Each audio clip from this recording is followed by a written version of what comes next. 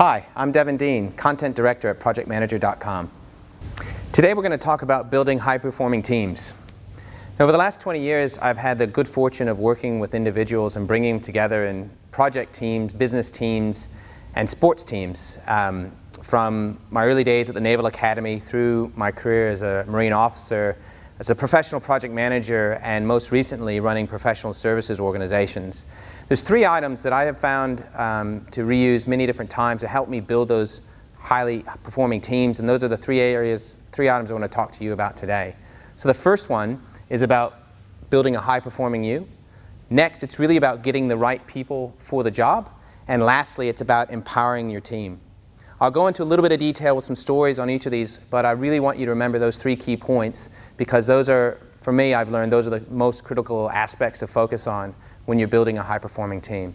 So first off, about building a high-performing you.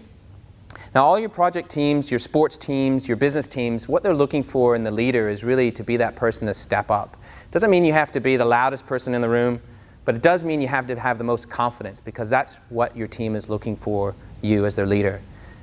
You have to exhibit certain behaviors about yourself.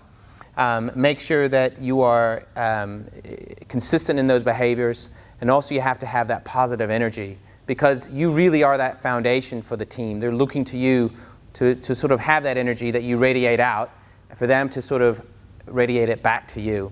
If you're negative on the day, we all have down days, your team will pick up on it. If you're really positive, maybe a little bit too cocky, a little bit over the top, they'll also pick up on that and react accordingly.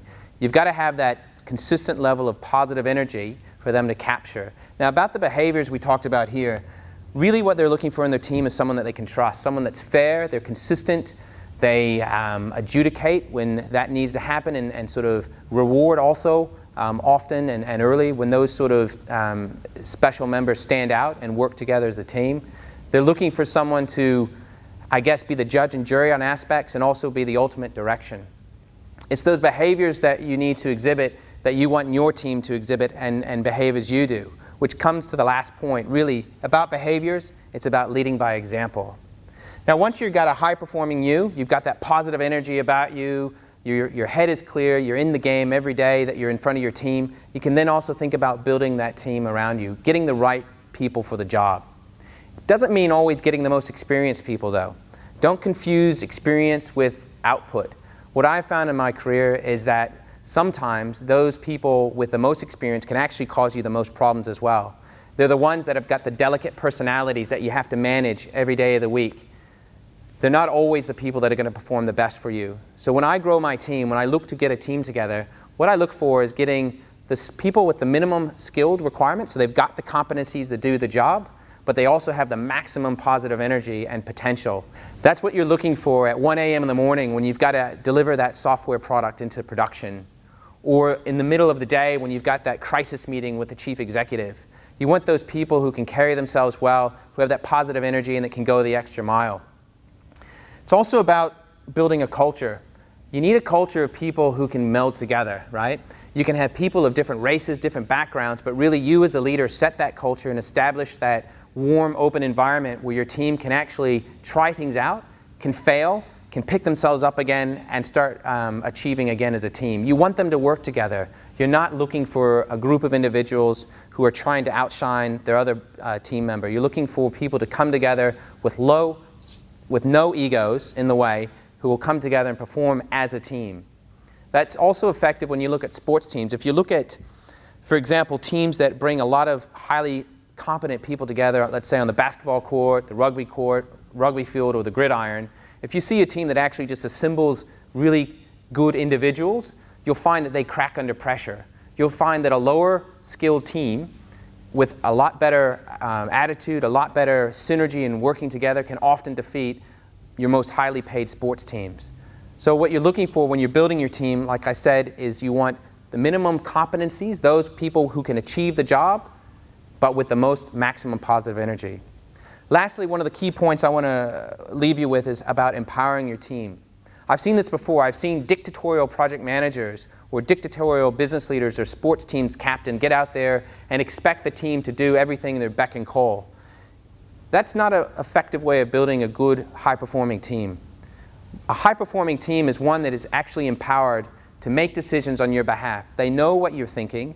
They know what the objectives of the project or the sports game would be, and they can act as individuals with the mission in mind to actually achieve the goal. You're not requiring them to go back to you for every single decision. You're empowering them to make those decisions. They won't always get it right, but what you want them to do is actually exercise good judgment and wisdom and make the best decision they can on the day. Because a good decision, or a timely decision, is much better than no decision at all. If you have a bunch of robots, people who aren't taking the initiative, then what you'll end up with is, again, a whole bunch of individuals who have to come to you for making every little decision. As a project manager, you're going to be in a million different places at a million different times of the day, lots of project meetings, lots of communication going on. You're not going to have the time of day to make little decisions that your entire project team has to do. So if you empower them, create the culture where they are actually allowed to make decisions in a certain way, in a certain area, then you're going to actually you're actually going to get them to work together a lot better as a team and actually do what you want them to do without you even having to give that direction. So just to bring it all together, my method, my 3 key areas for building highly performing teams is: first, make sure you're a high-performing you. You've got the right energy levels, you've got the clear mind, you're confident, you're leading by example. The rest of the team will take up on your positive energy and radiate back on the job at hand, on the task. Secondly is make sure that you get the right people for the job. Forego those highly experienced people with the massive egos. Steer well clear away from them. Get those individuals who are competent in what they do, but more importantly have that positive attitude and can go the extra mile. And lastly, make sure you empower your team. Make sure they know they can take the initiative, they can take decisions in your stead, and they can carry through on achieving the objectives of the project. Thank you for joining me today to get my ideas on how to build high-performing teams. For more tips and how-tos and all of your online project management needs, please come see us at projectmanager.com.